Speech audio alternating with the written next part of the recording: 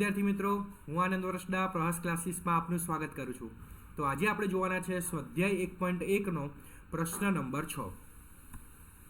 તો પ્રશ્ન નંબર 6 શું કહે છે કે સમજાવો કે 7 ગુણ્યા 11 ગુણ્યા 13 વત્તા 13 અને બીજી એક સંખ્યા આપી છે કે 7 ગુણ્યા 6 ગુણ્યા 5 ગુણ્યા 4 ગુણ્યા 3 ગુણ્યા 2 ગુણ્યા 1 વત્તા 5 એ શા માટે વિભાજ્ય સંખ્યાઓ છે એ આપણે અહીંયા સમજાવવાનું છે. બરાબર.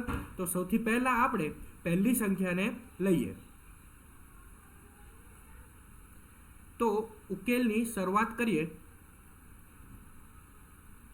તો અહીંયા લખી દઈએ આપણે કે 7 ગુણ્યા 11 ગુણ્યા 13 વત્તા 13. બરાબર. હવે ધ્યાનથી જુઓ તો અહીંયા આ જે છે એ એક આખું પદ થઈ ગયું અને આ વત્તાની નિશાની છે અને અહીંયા આવે છે 13.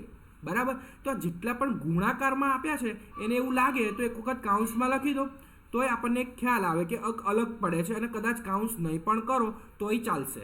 વત્તા 13.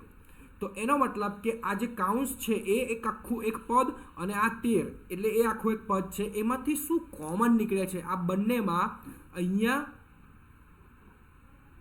અને આમાં, આ પદમાં અને આ પદમાં કોમન શું નીકળે છે? તો કોમન નીકળે છે 13.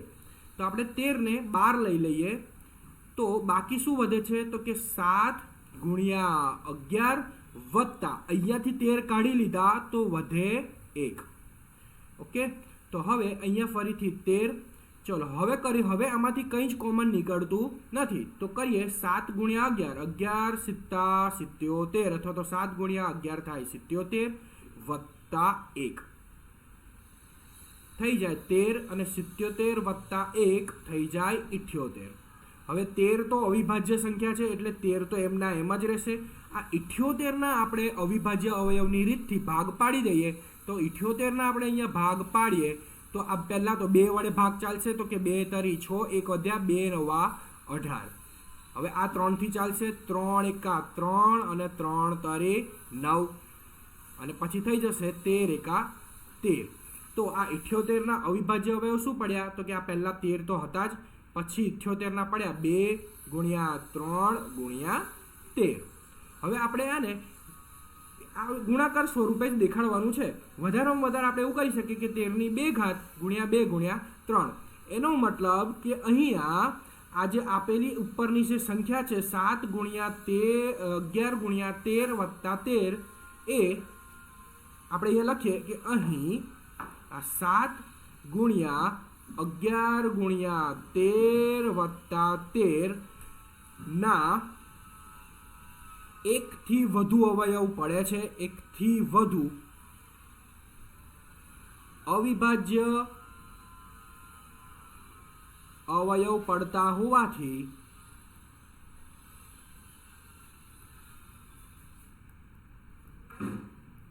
અહીંયા જો એવું ના લખવું હોય તો એવું પણ લખી શકાય કે આ અહીં 7 ગુણ્યા 11 ગુણ્યા 13 વત્તા 13 ને આપણે ગુણાકાર સ્વરૂપે દર્શાવી શકીએ છીએ. આ જે રહ્યું 13 ગુણ્યા 2 ગુણ્યા 3 ગુણ્યા 13 જે આપણને મળ્યા એ આપણે એને ગુણાકાર સ્વરૂપે દર્શાવી શકીએ છીએ. એને લીધે કહી શકાય કે આ જે સંખ્યા છે એ વિભાજ્ય છે કે એના આપણે ભાગ પાડી શકીએ છીએ. બરાબર.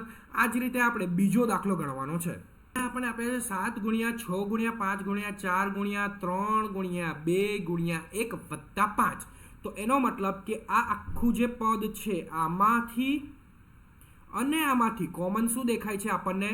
તો કે આ 5 જે છે એ શું છે? કોમન દેખાય છે. તો આ 5ને આપણે બહાર લઈ લઈએ તો અંદર કાઉન્સમાં બચે 7 ગુણ્યા 6 ગુણ્યા 4 ગુણ્યા 3 ગુણ્યા 2 ગુણ્યા 1 વત્તા આ 5 તો બહાર લઈ લીધા એટલે કંઈ નથી તો આવે 1. બરાબર. હવે બરાબર 5. ચલો હવે અહીંયા આપણે ગુણાકાર કરવો પડશે. 6 સિત્તા થઈ જાય 42 ગુણ્યા 4 દુ 8 4 તરી 12 અને 12 દુને 24. મેં પહેલાં 6 સિત્તા 42 લખ્યા છે અને 4 ગુણ્યા 3 ગુણ્યા 2 24 4 તરી 12 અને 12 દુને 24 એ રીતે વત્તા 1. બરાબર. હવે આ 42 અને 24નો ગુણાકાર કરો શું મળે છે? જો 1008 મળવા જોઈએ તેમ છતાં આપણે અહીંયા ગુણાકાર કરીને ચેક કરી લઈએ ક્યારેય પણ ડાયરેક્ટ કરવાની કોશિશ કરવી નહીં, રફ વર્ક કરી જ લેવું, બરાબર. 0 2 દુ ને 4, 4 દુ 8, 4 દુ 8, ચોકો ચોકું 16, અહીંયા 8, 6 ને 4 10, 8 9 ને 10, 1008, બરાબર. તો 1008 વત્તા 1 મળ્યા તો થઈ જાય 5. આ 1008 વત્તા 1 થઈ જાય 1009. આજે 5 ગુણ્યા 1009 અને આ જે 1009 છે એ તો અવિભાજ્ય સંખ્યા છે, તો આપણે એને પહેલા આવી રીતે લખી દઈએ, 5 ગુણ્યા 1009. તો હવે આપણે અહીંયા વ્યવસ્થિત રીતે લખવું હોય આનું સ્ટેટમેન્ટ ફોર્મમાં, તેથી તે વિભાજ્ય સંખ્યા છે, તેથી તે વિભાજ્ય સંખ્યા છે એવું કહી શકાય, બરાબર. તો આ બે દાખલા આ રીતે ગણવાના છે. આ પ્રકારના જ્યારે દાખલા આવે ત્યારે આપણે એવી રીતે કરવાનું છે, પહેલું સ્ટેપ કે બંનેમાંથી કોમન કાઢવાનું છે અને પછી સિમ્પલ ગણતરી જ છે. ઘડિયા ગુણાકાર, સરવાળો, બાદબાકી અને ભાગાકાર તેમજ ઘડિયા, આજે મેં કીધું એ પ્રમાણેનું જ અહીંયા બધું આપેલું છે. આ પ્રકારના જ્યારે દાખલા આવે ત્યારે પહેલું સ્ટેપ કે આપણે કોમન શું નીકળે છે એ કોમન બહાર કાઢીને પછી સિમ્પલ ગણતરીઓ કરવાની છે. આશા રાખું છું કે તમને આ વિડીયો પસંદ આવ્યો હશે. વિદ્યાર્થી મિત્રો, મળીશું આપણે પ્રશ્ન નંબર 7ના વિડીયોમાં. ત્યાં સુધી પ્રેક્ટિસ કરતા રહેજો. આવજો.